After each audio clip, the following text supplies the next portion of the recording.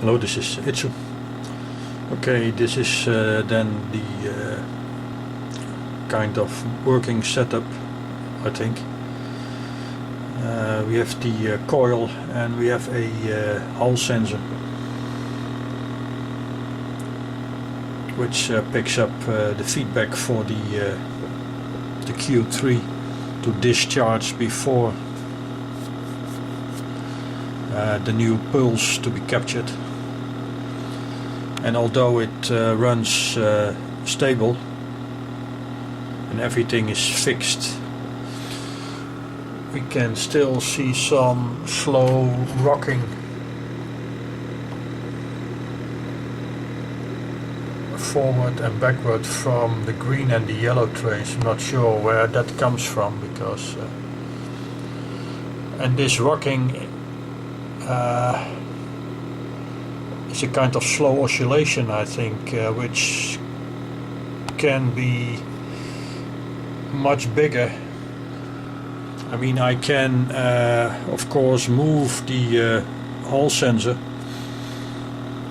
but I can also move, which is somewhat more stable, the coil.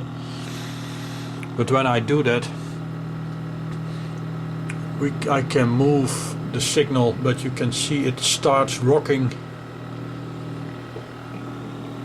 much more violent.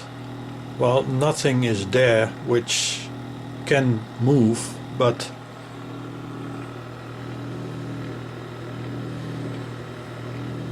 so I'm not sure where this oscillation comes from. I can slide it back slowly, the coil,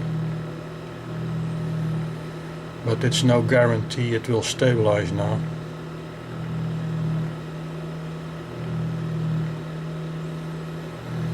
Sometimes it just swings out of resonance, then it gets out of sync of the 40 Hertz.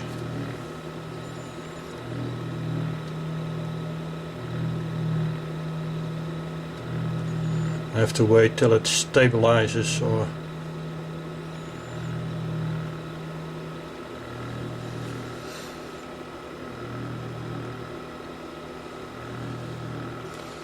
kind of funny to see this thing has a life of its own. I have now moved the coil much more towards the Hall sensor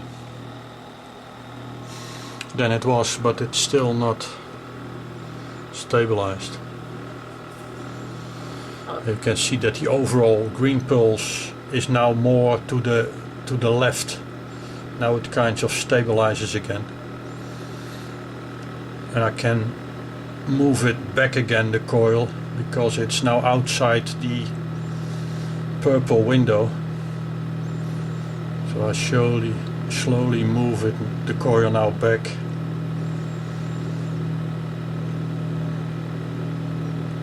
Until it gets most of the time inside the purple.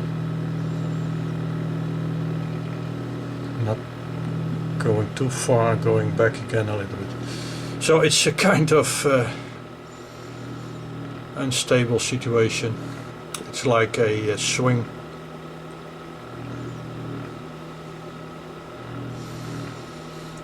And of course the best way is to use the 555 timer as feedback and not the Hall sensor, because that's not accurate, I think. Anyway, with the two 555 times I did not get it to work somehow. Now it flips out of resonance or out of sync, and now just slows down. Okay, thank you for watching. Okay, now it's kind of stabilized again by turning the duty cycle pot of the 555, and then it kind of stabilizes, and then I can increase it again till the 20% duty cycle. It was before, but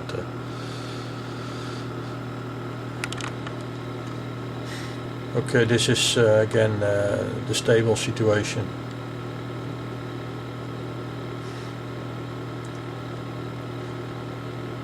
I can manipulate the pulse width of the green signal by increasing or decreasing the distance of the Hall sensor compared to the magnets. It's now fairly away from the magnet, so we have a very small pulse, and I can put it right in the middle of the on time of the purple and the blue trace. So we have a very short discharge time of the cap before it is being loaded by the spike again. I've put up the multimeter again also across the cap, and this is the DC value around 80, which is well in the neighborhood of the spikes measured by the scope. Okay, thank you.